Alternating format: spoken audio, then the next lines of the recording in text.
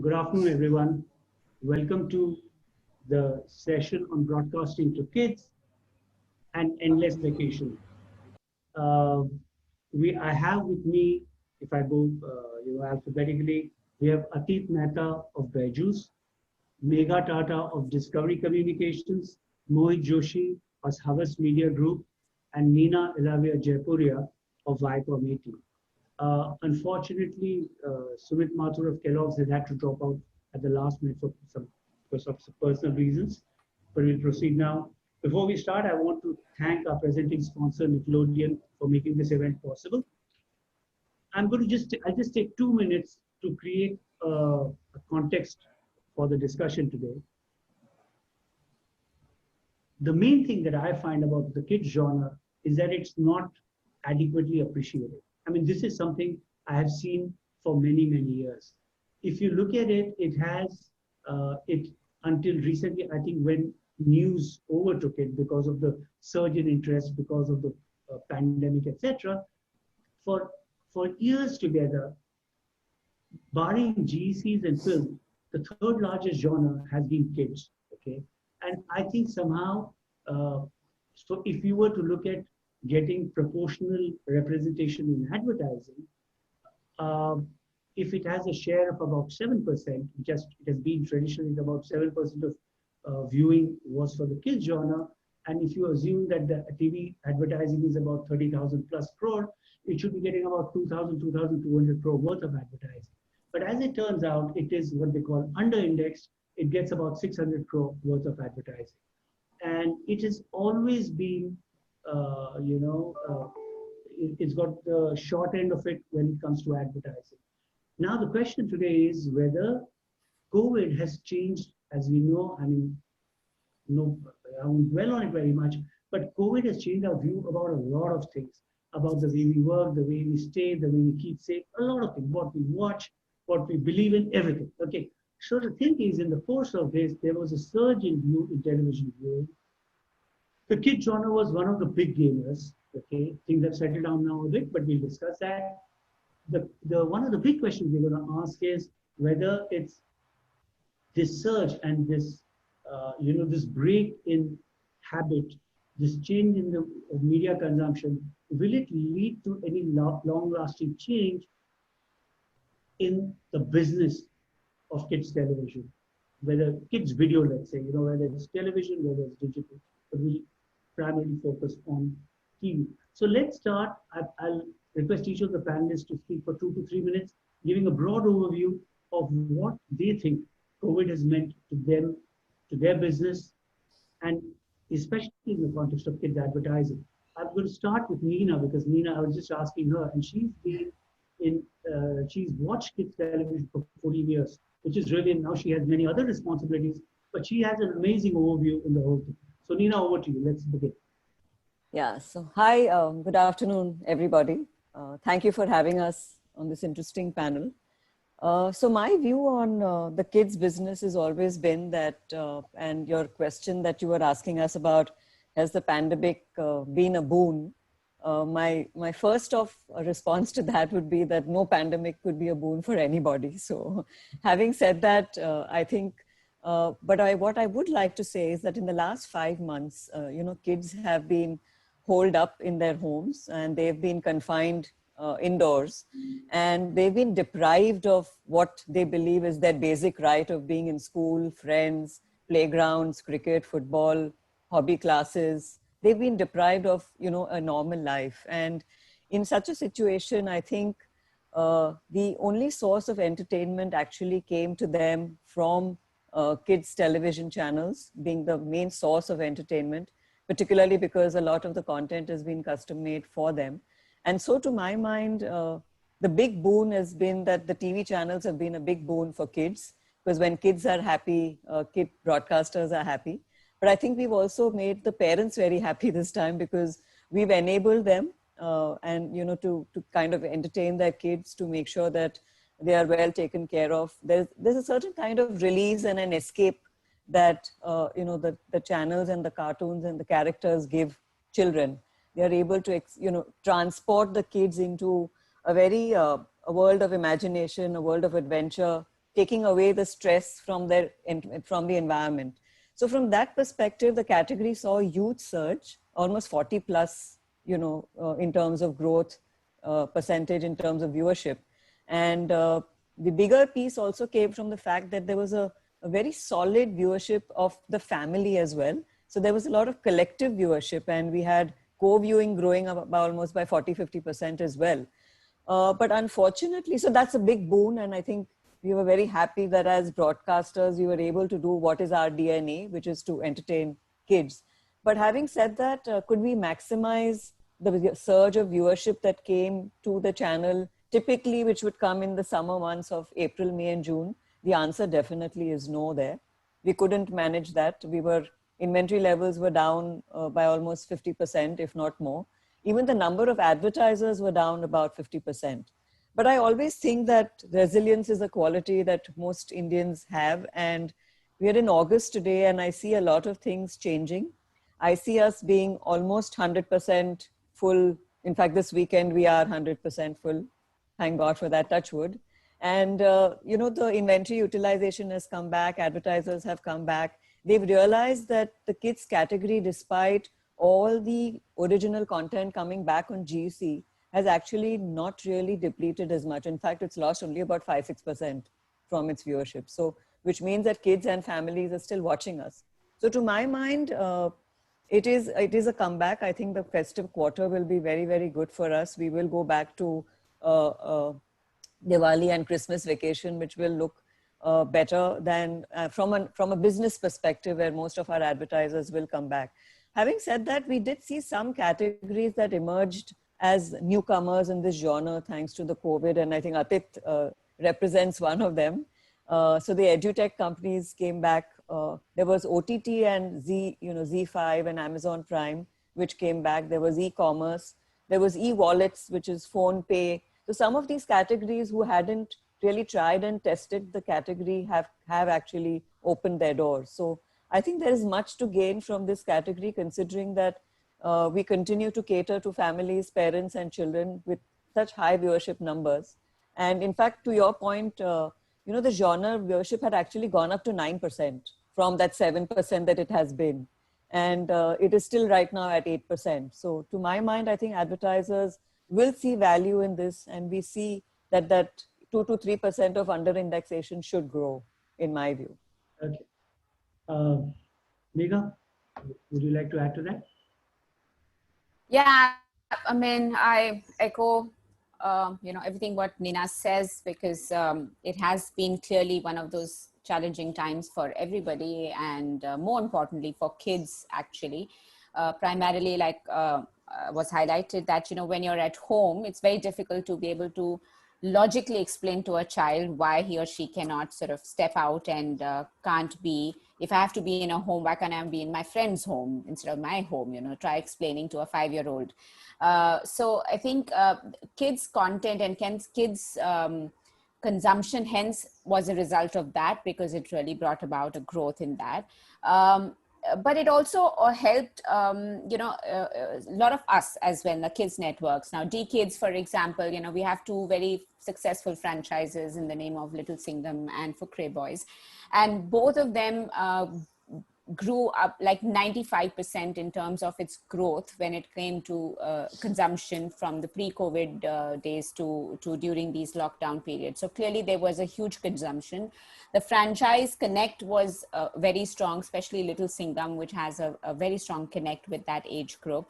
But we also try to do something which is not, you entertain, of course, but they also, they observe a lot. The kids have a high observation power. And so some things we did, which really worked very well from a performance point of view. It also went away with a very positive rub off, was of creating content which can send you the right message. So for example, we made this movie called Mission Josh, which talked to kids what is coronavirus in and Little Singham was explaining to you how it is. So, you know, so there is a message which the kid took away, besides getting engaged and, you know, adding to the performance. But not only television, I think kids content consumption grew across all platforms, even on digital. I mean, our YouTube channel, for example, T Kids, during this period, collectively over the period, has now added to almost 1 billion views. You know, and our subscribers have grown as well. We're, I think, about 2 million plus now. So all I'm saying is that this was clearly a very good time for content consumption for kids, which has been established. And to Nina's point, unfortunately, we've not been able to optimize and monetize that, which is a market reality. And that's something hopefully in the coming months will get addressed. Okay. Atit, would you like to just tell us briefly about what COVID has meant to your category and therefore your view of advertising to children? Just an overview. Yeah, so see, it's unfortunate that this 5.5 months, whatever happened, some things went good from a business perspective, but at overall level, it was quite a dampener. As far kids is concerned, while all viewership went up, news viewership went up, kids viewership went up, digital consumption went up.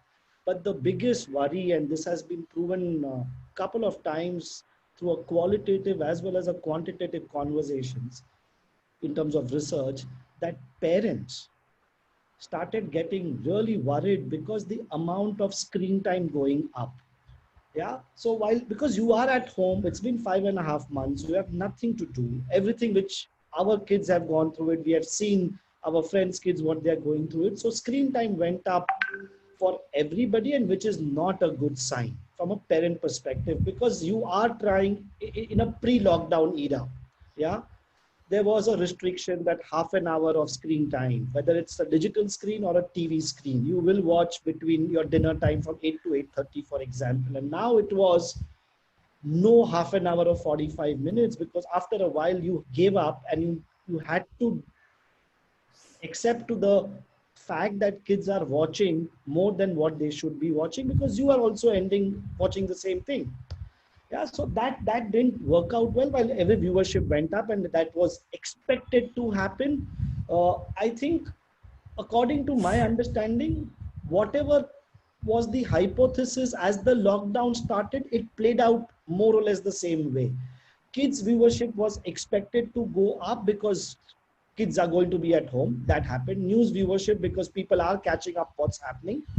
And original content was not getting produced, so that was expected to come down. So that's from this particular aspect. But as from our business is concerned, or Byju's business is concerned, or from the sector is concerned, yeah, whatever was supposed to happen in 3 years, 3.5 years, happened in 3-4 months. That level of growth happened in terms of more and more people subscribe to it. The reach became much more deeper, and acceptance and adaptability of learning from a blackboard to a digital screen happened very fast. Mohit, what has been, you've seen this, this genre, I mean, the TV business for a very long time. Has your view on what the kids genre, kids channels can deliver, okay, or can do or cannot do, has it changed in any way in the last 4 or 5 months? Sorry, you're mute. Sorry.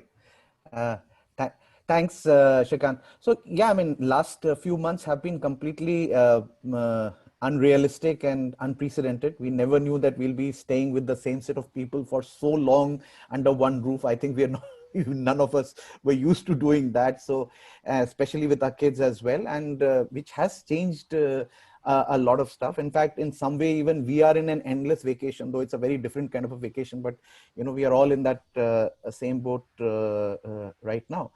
And see, in my view, as all of the panelists have already pointed out, the irony was that you had the viewership going up, but there was no consumption, or the clients were not ready to spend. So that irony continues to be even today, while as I say, the clients are opening up their purses, but there is a very cautious optimism. However, what I see during this period, what has happened, the bonds with the kids have actually, I would say, strengthened, because you were never used to staying with your kid for so long, and hence their engagement in the discussion that happens in the family has also gone up significantly. Otherwise, because all of you are and hence their role as an influencer going forward would also change. So till now, if my kid was giving me a point of view on 10 things, now he or she is giving me a point of view on 25 other things. So going forward, I personally feel that the role of kids as influencers will become even more consolidated, and as a result of that, the advertising that the brands do to kids as an influencer as an influencer should also go up. So the difference that you talked about, the discrepancy of kids genres not being able to match up to the viewership, in my view, should get settled in the next I would say a year and a half, because I personally feel that going forward, the usage of kids channels for many brands would increase. So I'm talking from a media planning Yeah, perspective. of course. Right. That's good. Atif, I got to know just today that, Bearjuice and you along with, I think, Dettol and Cello are sponsors of a program called Show for Thinking. Imagine that on Disney. Is that right? Yeah. So Yes. I think I think there was a press conference about it just a few hours ago. So when you talk to, so could you just tell us about your category? You're a big spender, and it's a category which is still relatively new. What is your need to talk to children, to parents separately and together? How to see this? I mean, as three different groups, as it were. If you want to talk to one, the other, or both together. No, so see, we have also learned the hard way, and we still do lot of experiments to get the right cohorts. Our consumption is done. The consumer is the kid or the student, while the customer is the parent. So it's very important that at any given point in time, the communication is reached out to both these key cohorts. And now with a Disney Baiju product in the market, and with a lower grade or a lower pre-primary also available, because UKG and LKG, you need to also differentiate, and whichever best way we can do in terms of a pre-primary student to a primary student to a secondary student to a higher secondary student. And for all these things, you need the parent to pay you. So it's not that easy, because simple segmentation on television is just not possible. Yeah, we can do a lot of BARC numbers and IRS numbers, and you can do the psychographic understanding, but at the end of the day, you will still be very, very unclear in terms of that this segment works or does not work. So for us, it is important that we fire all cylinders and do everything on a consistent basis for the three key segments which the kids fall into, which is primary, and of late pre-primary, primary, and secondary. So imagine that falls in the first, so second segment and the third segment. It's all about do it yourself, and it's all about learning. Learning is just not about academics. Learning is just not about going and doing your maths and science, but doing a lot of things. And if you get an overall learning going for the kid, and the biggest worry for the parents this year was learning loss. So anything which is coming back, which is getting me back into learning, whether it is do it yourself or through some content, or so through some classes, or through some online pieces, or even something which is non-academic like coding or robotics, all falls into the scheme of things. Yeah. So, but In fact, just to add to that, Byju's and Discovery have had a fantastic franchise which has been built for the last few years called the Discovery School Super League, which has now gone into the next level of, the largeness of the proposition. And it's one of the key partnerships with Byju's Discovery has had. And it's been a very different kind of model which has worked for Byju's as well, if I may say so, Atit, on your behalf. But I think the way Byju's works with some of the partners is outstanding, you know, and it just creates an opportunities to grow beyond the quintessential advertising, which is amazing how Byju's has been able to do. And Discovery Super League is one of them, very successful franchises as well. If I may just take a moment, I would just like to tell the audience that we'll take questions at the end. So please do keep sending in your questions. And if possible, I'll take a question or two in the middle as well. So I look forward to receiving your questions. You know, one of the things is that if this vacation type of situation continues, so, you know, the novelty of staying at home is wearing out, right?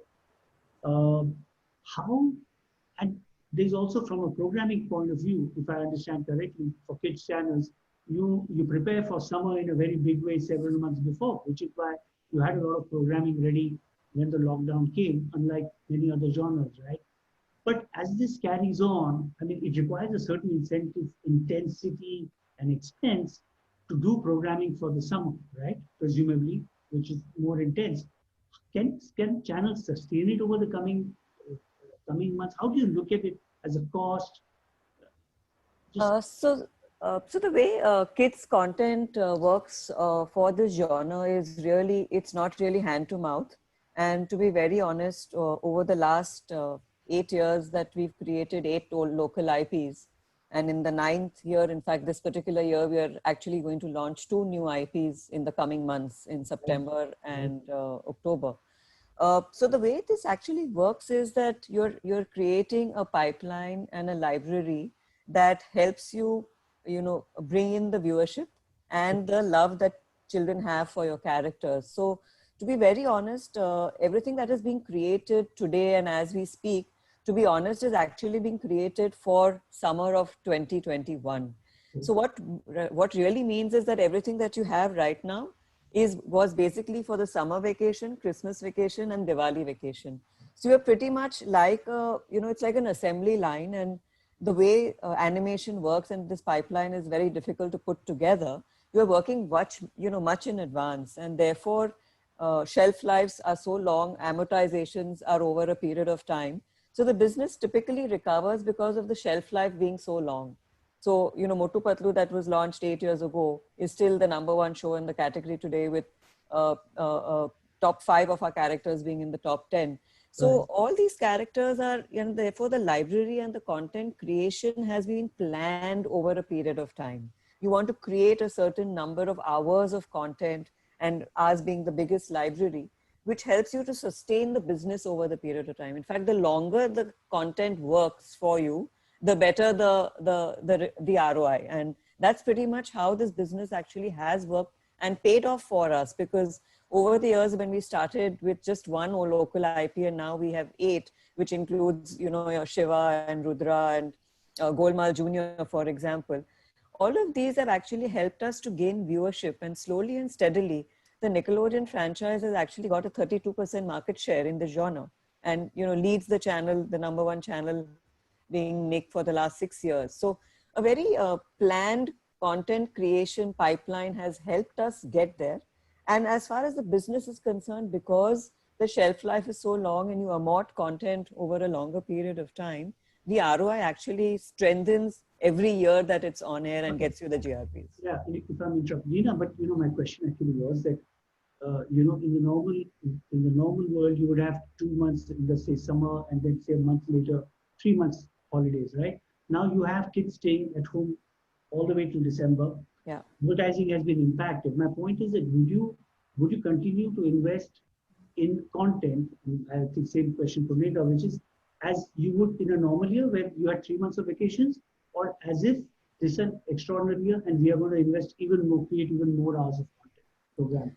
No, in fact, see, that's why I said it's not so easy to take a call on animation, and it's not like you can really stop in your tracks, or you can create at an overtly extra fast pace. You just have to go at the pace at which your library is being built. But having said that, I think the way the year is panning out for us, we haven't hesitated to actually put out new content all the way from April to, in fact, August 15th, we launched a new television movie. So we are continuing to entertain kids with new episodes, new stories, new content, new characters. And I'm not so sure we're going to stop because, for 3 months of the business that we did not get the way we were going to. I'm sure every business has to take certain ups and downs in their P&L from that perspective. But we're seeing a great quarter coming up from Diwali and Christmas, to my mind, and business is coming back, like I said to you. So from that perspective, I don't think we're going to, cut down on content in terms of the amount of content that we are going to create. No. Okay. So one of the things is that, Mohit, one question to you, and I'll ask Mohit, but I would like Atik's reaction to that as well. That when you use, when you want to reach kids, children, and their parents, what is your expectation from television as opposed to OTT? What? As opposed to OTT, you said? Yeah, as opposed to digital video. Mm-hmm. So what would you use either of them for? What would be your expectation from either? So, television has a very different role when it comes to the media mix. And I think that role can never be taken by an OTT. OTT has its own, I would say, advantages.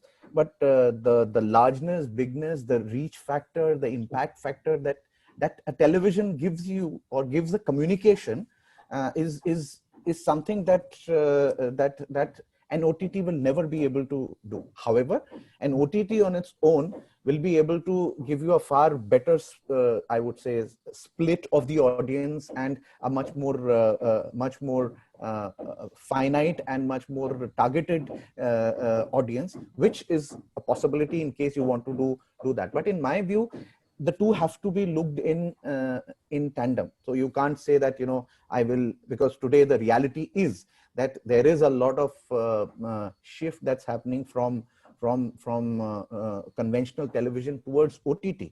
And hence, to ensure that we talk to both the set of audiences, the one which is on television, as well as the one which is moving on to OTT, it's important that you are present on both the environments. Sorry, this is not the kids environment, but I'm just talking about IPL. IPL today is being sold, and you have the OTT element of it and the television element of it, and the way we are selling it to our clients is that both of them have their own roles. And similarly, for the kids planning as well, you have a clear role that television plays, which it will continue to play. India. Television is a very strong medium even today and will continue to be for a long time to come. I know. Actually, I think the power of OTT tends to get overstated all the time. I think people are always shocked to, not just the numbers, but just the amount of time spent is like, 6 or 8-fold more on television than it's on OTT. But I think especially among young people, there is a sense of, we have already arrived with OTT. If I may, just to add to that point, there was an interesting research that we had conducted early March, and I think it must have, played out even more so now in the last 5 months. But it's very important as, kid broadcasters for us to have the gatekeepers' trust. And what really emerged from a lot of the research that we were doing was that the gatekeeper actually finds television to be a very safe and trusted environment as compared to OTT. And so relatively right now, television seems to be like a trusted, protected environment where parents can actually leave their children to watch the show and not be afraid of what the child is going to be exposed to.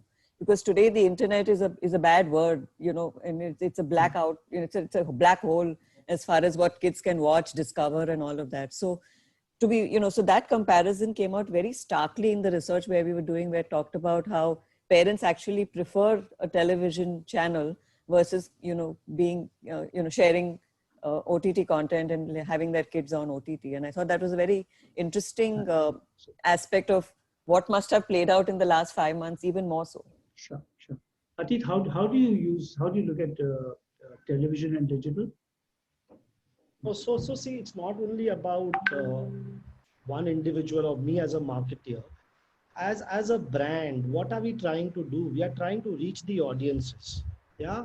Today, if the audiences are available in TV, OTT, digital, radio, and print, and there were no audiences available because of the lockdown, because of outdoor. So outdoor shut down completely for 4 months, right? So it's all about audiences. If audiences are moving over there, there is enough data which shows that it becomes an option. Tomorrow, which is going to be not tomorrow, but whenever it happens, if more and more audiences are going to spend more and more time on the OTT platforms, and a time might come that OTT consumption is bigger than television, the shift of the dollar will happen from TV to an OTT. So right now it's all about, there is no love lost for any medium. Wherever there is an audience, advertisers' dollars would go there. Of course, but what my question was that what do you expect TV to achieve for you as opposed to digital? So it's all about reach for us. If you're asking me as a Byju's, it's all about reach. So TV is giving us mass reach. It's giving us the length and breadth of the country, and key platforms. At least content control I have. I know I can then figure out that we want to be in this 5 segments or 5 genres, and I don't want to be in a broadcast. So it is sort of a narrow cast in a broadcast environment. Yeah. So selection of content is very important, that where do we want to show our brands and what type of content. That's where an OTT plays a role. But yeah, it is more and more now becoming a TV and digital and OTT conversation rather than TV and digital or OTT. Megha, would you like to react to that? So actually at Viacom 18, I completely agree to what Adit was talking about, and our philosophy has always been that we want to gain audiences on any screen and platform that kids are today. And having said that, we have our very own extension of Voot and Voot Kids, where a lot of all the content that we spoke about and all the 8 IPs that we spoke about on the Nickelodeon franchise are now on Voot Kids as well. And to be very honest, we are seeing a lot of uptake. Of course, in the last 5 months, that has gone even higher. But having said that, a lot of the content that's been on the channel is what is getting picked up on Voot Kids as well. And in fact, the top 3 or 4 shows are the usual suspects of Motu Patlu, Shiva. And of course, Voot Kids is the aggregator of all content. So Chota Bheem shows up there as well. So, but having said that, the philosophy is very right. And like Atit said, we'd also like to capture viewership on a screen that is available and is being consumed on. So whether that's an OTT screen or whether that's a television screen, from a Viacom 18 and Nickelodeon perspective, we are available. And that's what we want to be, because it's about anytime, anywhere, on any screen that the kid is there today. Okay. Hey, Megha, I wanted to ask you that, are you satisfied with the amount of integration that takes place? Because now the genre is dominated, I mean, as you of course know, I'm saying this for the benefit of the audience, that the genre is dominated by animated characters made in India, right? So are you satisfied with the extent to which brands are using these characters? I mean, as somebody has just asked, the person has not given his name, but couldn't, for example, a character be eating Amul ice cream or painting a house with Asian paints or learning multiplication table using a Byju's app? So Yeah. do you think enough of it happens, Megha? Yeah. No, I don't think so. It's being done enough. I think that there is definitely more opportunity in the space of licensing and merchandising. There is clearly, the character resonance is getting stronger amongst some of the few characters which have built over the period of years. From our house, for example, Little Singham has a very strong recognition amongst kids, and like recently we did a deal with Hershey's, and there was a fabulous integration between Hershey's and Little Singham which took place, and it really worked really well with Jolly Rancher. So it's being done, but I think it's the tip of the iceberg. The complication is about the integration of it, because to Nina's point, animation takes time to create. So it's not an overnight creation, so there is a cost involved versus, so the ROI needs to be worked out. But I think there is, I just also want to refer to the earlier question which you had asked is, in my view, one of the things, Srikanth, is happening is that TV still is a very strong medium for kids. Yeah. In my view, that's because there are not too many alternatives for kids to watch. And when you say, especially with the reference to OTT, there's limited choices. So it's how do you define the chicken and egg, what comes first? So that's one area of opportunity in my view for the OTT players to create a more strategic proposition for kids, which doesn't exist at the moment. You know, there are few shows here and there for kids on certain platforms, but it's not a strategy for kids. So hence TV continues to be a strong medium in India for sure. The other part of the digital growth in the kids space has happened is on YouTube. Yeah, so there's a lot of content which is getting consumed on that platform, which has a different business model, and but where the kids are going is there, and that's where it's got to be seen. How do you drive this? You know, this issue which Nina also mentioned about safe space. How do you create a safe environment on the digital platform? Needs to be yet seen, and hence lies an opportunity. I mean, I've answered in this, to be honest, but to your second question, I think not enough being done in the licensing and merchandising phase. Definitely scope for better. So there is a question here from a lady called Shwini Angal saying that too much screen time is a real concern for parents. Do custodians of kids content need to pivot towards, or I think perhaps consider pure audio content for kids? Is there any scope for this? I'd like to ask her whether she has a 5-year-old or 6-year-old or a 7-year-old. Then the answer will come there, whether the child will be able to just say, don't see anything, just listen to me.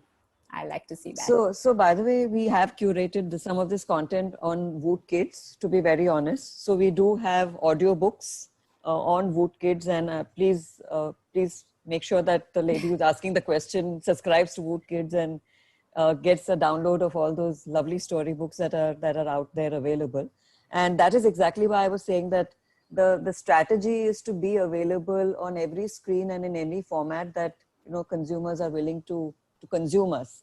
And therefore the whole OTT space and the Voot Kids place is, you know, it's about learn and play together, where you learn. There is storybooks, there is nursery rhyme, there's maths, there is a whole lot of learning. There is, of course, our own IP and content. So it's already exists there, to be very honest. And to answer your screen time question, you know, so screen time, of course, has become an issue even more so now. But like Atit was saying, even in the past, there always used to be a certain amount of parental guidance in terms of how much should my child watch and what should he watch and what should she watch and all of that.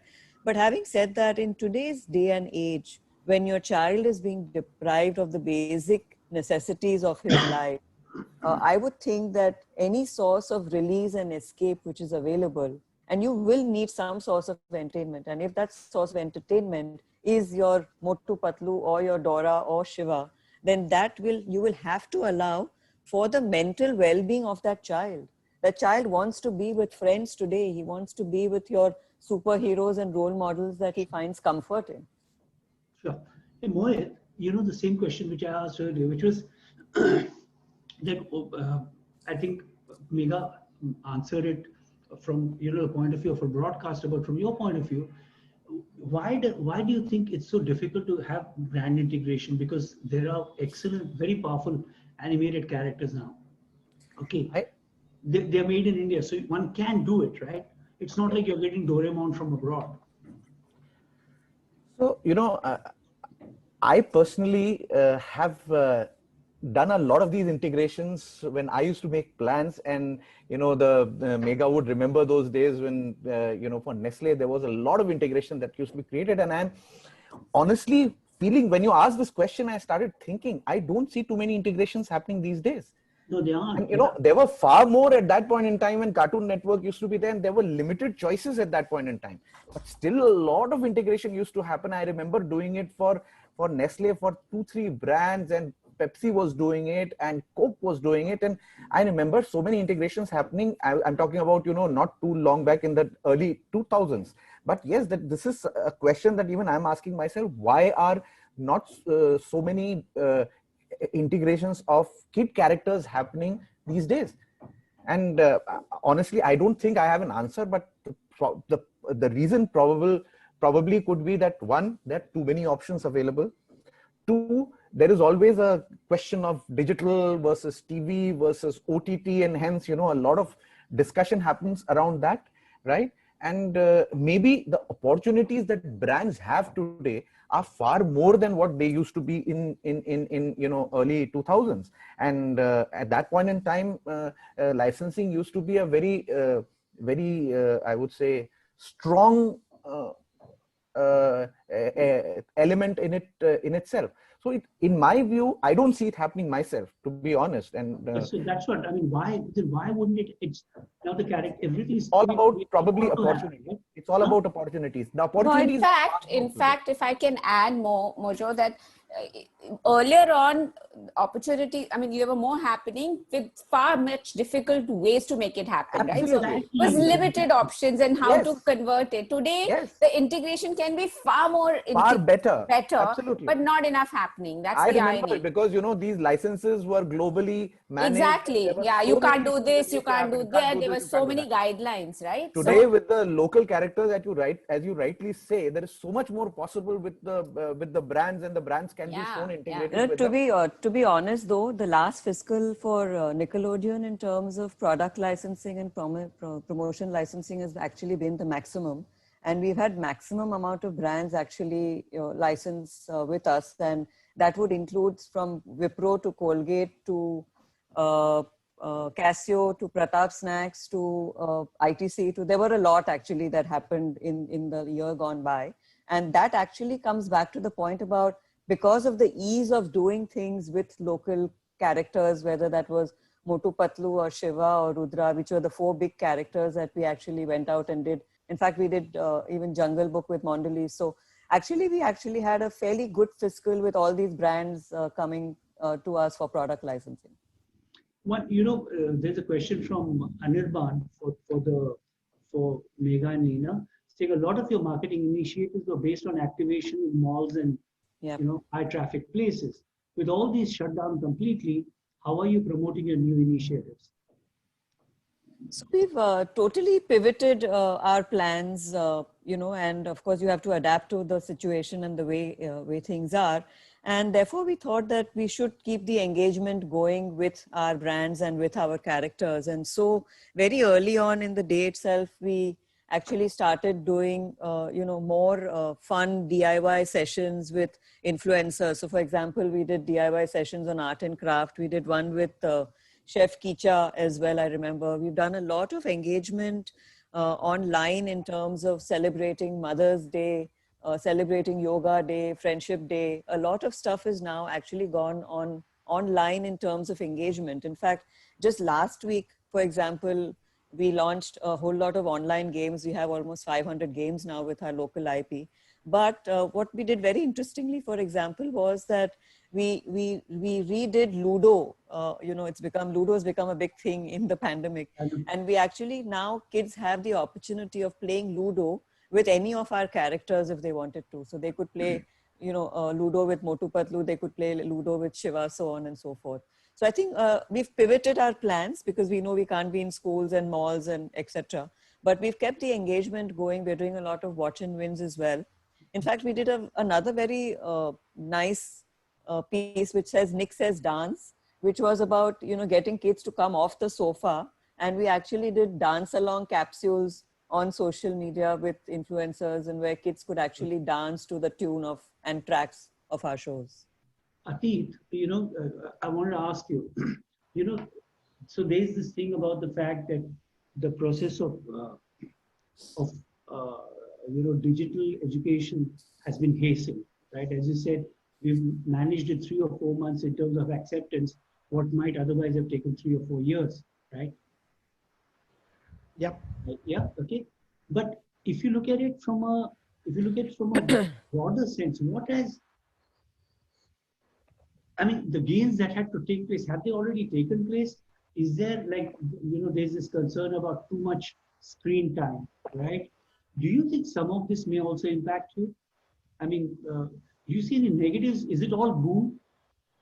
The fact of the pandemic from Byju's, I'm just asking about Byju's, right?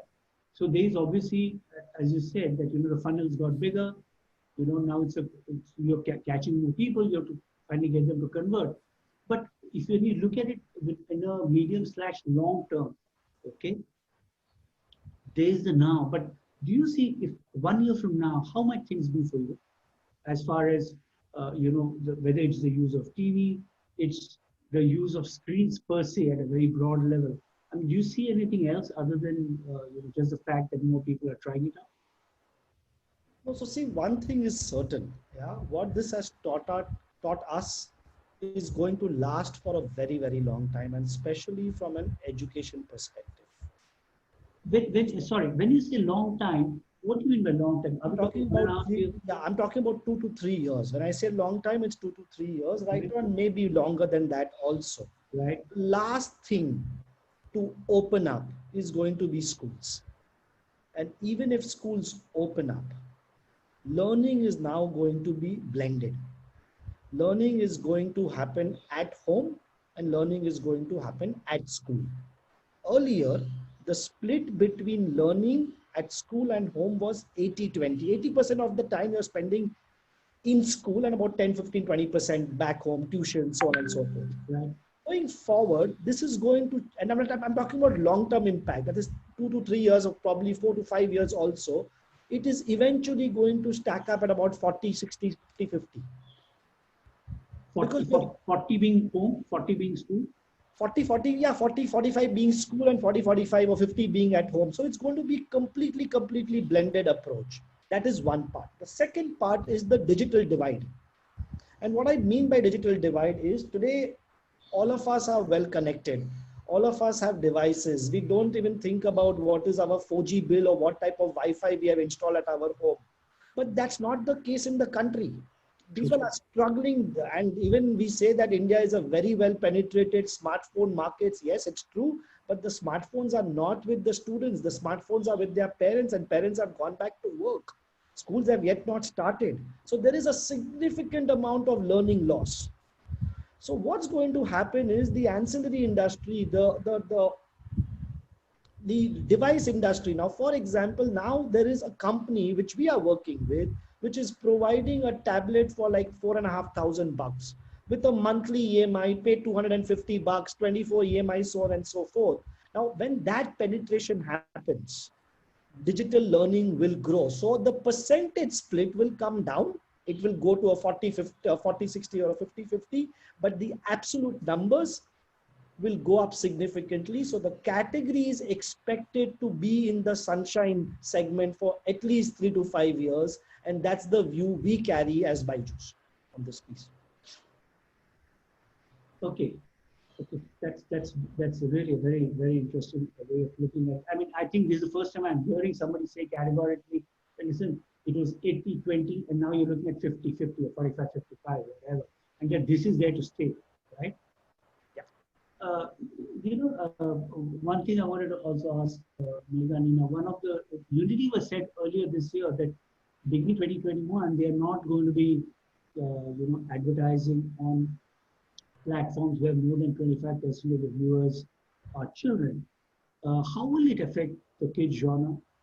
I mean, how? Because I think some companies are already holding back on advertising on kids channels. So is it all? Have you already taken that into account? How are you going to deal with it, Megha? Want to go for it, Megha? Yeah, sorry, Nina. I think no. I mean, it's an ongoing thing, Shrikant. I think there are so many moving parts in this uncertain world today. There's of course this aspect of advertising. There is NTO 2.0, which is yet to show its ugly head somewhere. So some of those there are, and then of course there is the way the pandemic is sort of eventually, hopefully, opening up. So while we are making certain assumptions on our budgets for next year as we go along, this is also being taken into account as one of them, but it's not that, it's not so black and white, unfortunately. Nina, if you have another point of view. Yeah, but to be honest, I think we are already, as part of being a responsible broadcaster, we are already, committed to the Kids Pledge. And most of us, in terms of kid broadcasters, don't have and carry brands which are in the space of Coke, Pepsi, We don't have, in fact, even Mondelez, for example, only has Bonvita on the channel. So so there are brands that are already very conscious, and we have all together, it's a very mutual understanding of we not wanting to. Has this happened in the last couple of years, or has it Yes, been last 2 years or so. last 2 years? Last 2 years or The so. regulation on advertising for kids has been pretty stringent. Yeah, in the last few and years. so this is an ongoing thing, and we've lived without some of these brands for a while now, actually, and wanting to be responsible at both ends, to be very honest. But do you see, if in spite of, in spite of the surge in viewership, if your share in the advertising pie in television continues to be very low, suppose you're saying now the viewership is up to 8%, from 7 to 8, and your share is still say 2.5, right? It doesn't look like it's getting anywhere near there. Is that a greater incentive for TV channels to look at pay, whether, I mean TV networks, I don't mean TV channels, whether paid through apps, whether it's difficult to make out, I mean, how much revenue you get from subscriptions because you're part of a bouquet, so it's very hard for me to guess, but clearly it's more than a normal channel, right? So does that become, so this is the question, in spite of the current surge, your share of advertising revenue does not rise significantly, won't it be like, listen, then now the only option to grow significantly is via pay in some form? So let me go on that, Neena, if you don't mind. Sure. Yeah. So my view to this, Shrikant, is that, and it's connected to what I said earlier, there is not enough options and dedicated strategically options available for kids as a business on the digital space. It doesn't exist. In my view, there is a definite opportunity, and it's not about just pure play TV model coming onto OTT. That won't work. But it's about how you aggregate and curate the proposition for a child and a parent, which is a combination of not just entertainment, but the value you're bringing to the child and the parent in that proposition. And in my view, if you create this smartly and you put a product proposition for the kid and the parent, this can be actually a higher ARPU model proposition than what the current ARPU proposition of OTT is today. So since there is nothing in reference point, to be honest, in the country today, in my view, lies an opportunity. I mean, it could be Discovery Plus for bringing that kind of a proposition for kids, or Wood Kids bringing that proposition of kids. But the point is that there is a potential in the market to drive that, but it doesn't exist, is my view. I think the other point on this one is that both will coexist, to my mind, for a broadcast network. And I think the reason why that is true is because when you create local IP, of course, the cost of creating animation, we all know. And if you were to actually serve it across screens and platforms, you're actually sweating the asset much more. Okay. And therefore, ROI on that asset will actually come manifold across platforms and screens, to my mind. So to me, like Megha said, this is about curating and the network having coexisting on both, which is broadcast, as well as on OTT, and which is exactly what we're trying to do with Nickelodeon as a franchise on TV and Wood Kids, which is the OTT platform. So, okay, there is a question for just one second.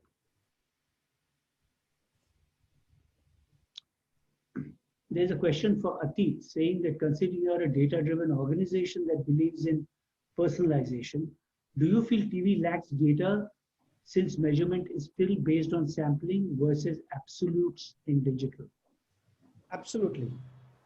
Absolutely. And now, so this has been a conversation which we have been having during TAM days also. Right. We are having in the second phase of BARC days also. And I think we will have the same conversation 10 years down the line when we'll have 10 lakh meters or 15 lakh meters. So never in this country we can have the absolute numbers because it's just not possible. But yeah, the good part is it's better than yesterday, and it's going to be much, much more better as we go forward. So we have progress as an industry. Data has become much, much more richer. Data has become much, much more comprehensive. data has become much more easier to understand, and there are people who are creating dashboards which non-data specialists are able to understand. But yeah, the problem is there. You cannot compare TV and digital data because that's chalk and cheese. Yeah, that is at 99% levels in terms of sample to actual numbers, in terms of the way it gets tracked. TV is on an extrapolation model, but I think there is no better setup than what we have right now, and it can only grow from here. Yeah, great. That's nice. Mohit, a question from Vanita. As you look at your media plans in the coming months, I think it's a general question, but I'll toss it to you. As you look at your media plans in the coming months, what does the COVID factor change in your thinking or allocation? In my thinking for Thinking or allocation? thinking or allocation. See, what is happening is that the data has become quite dynamic, you know, in terms of the viewership data, the way things are changing, and we saw that happening. So what is also happening is that while there has been an open up and the country is opening up at large, there are still pockets which are going to be under lockdown or under weekend lockdowns, and all those chaoses will happen. So when we are planning, in fact, we have built a dynamic planning model which takes into account the data from all the various districts of India, you know, and in terms of whether the district is in the red, orange, or green domain, and basis that we are planning the media basis that. So, for example, if there is and specifically the one-on-one media or the specific media like digital, radio, and newspapers, wherever they are being planned. So things are changing. So if I am planning for an all India campaign today, I can't be going whole hog, because I know that within India, there are certain markets which are still not open. So I need to be sure that I am not wasting my advertising budgets in those markets which are not open. And these markets are changing on a day-to-day basis. So on a weekend, suddenly Gurgaon said we'll not have the malls or the shops open. This model senses all that data and then builds it into the planning of the channels, mediums, as well as the scheduling. So for example, if it is not happening towards the weekend, I would rather not schedule my ads on a weekend.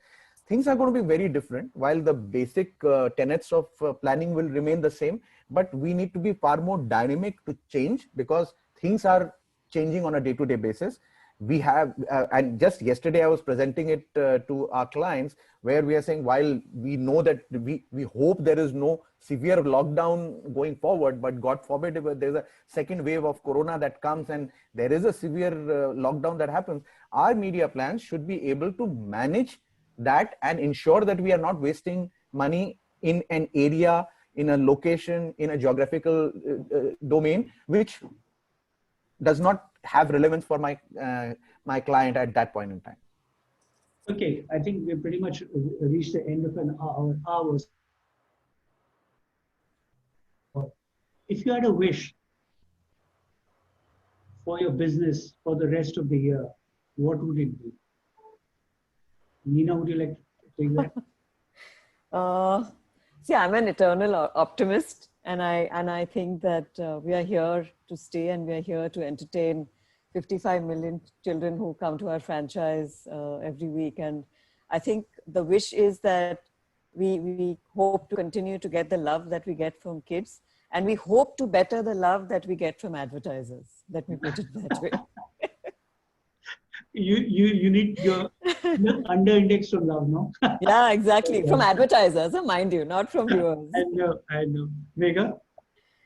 I echo Nina's sentiments. I think we wanted all this to be behind us and look for the optimism we all seem to have a glass half full approach, and hope that the Q4 brings in, we're bringing in the viewers for sure, because that's something we commit to, and we'll continue to grow that.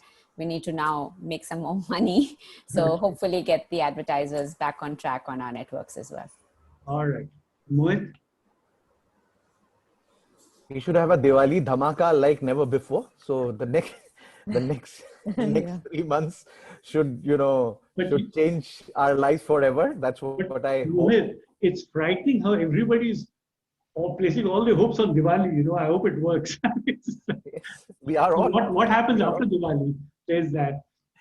We'll cross the bridge when it comes. We That's are true. living. That's true. We have one advertiser in our midst. Atit, how is Atit, Diwali looking? Yeah.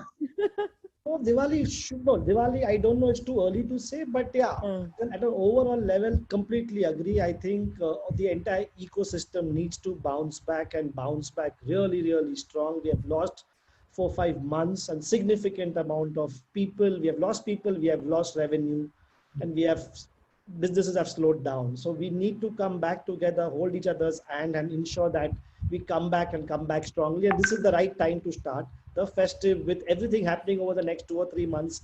Lot of excitement getting built up, lot of conversation, lot of chatter, lot of new programming, new cricket, everything coming back. So it's going to be wonderful to see the next 3 or 4 months. And I hope and wish and pray that all of us come out quite Good. successfully out of this. Atit, you still get your one wish for the rest of the year. My one wish is that hope we continue growing the way we have been growing, and not from a business perspective, but yeah, schools should reopen because learning loss is significant. Yeah, and I'm very, very tired eating the same type of food which we have been cooking at home. So yeah, I want to go out and start eating something more than what we eat at home, which we cook. Yeah. Okay. That's the only wish. Okay. Thank you everyone so much for joining me. I thank you again, Nickelodeon, for sponsoring the event. It was great talking to you. Bye-bye. Thank you. Thanks, Bye. everyone. Thank Bye-bye. you. Stay safe. Bye. Bye-bye. Bye. Take care. Thank you. Bye.